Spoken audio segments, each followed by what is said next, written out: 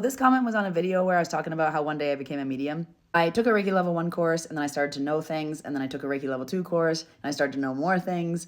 And did I have any bits of mediumship before that? So I took my Reiki level 1 course when I was 28, 27. No, I was 28. And before that, nothing. I wasn't even intuitive. I was just like, well, I cannot stress enough how much of a normal person I was. I worked at Lululemon. I coached CrossFit. I was just like la-di-dying through life. And the only thing, only thing, I was interested in mediumship.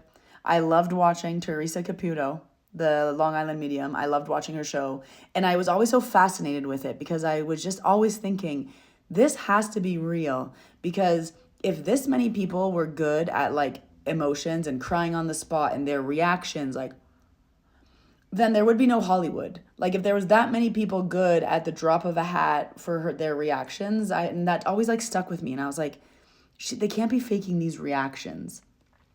So I used to watch her show religiously. And whenever I would talk about it, like if I would talk about the show, or I remember I had a friend that she did cleaning at an old hospital, and in the old mental hospital wing, weird things would always happen. So like we would say like we would talk about these spooky stories.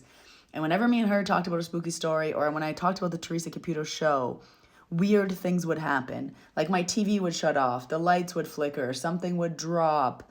And I was always like, I can't talk about this because weird things happen. But that was it.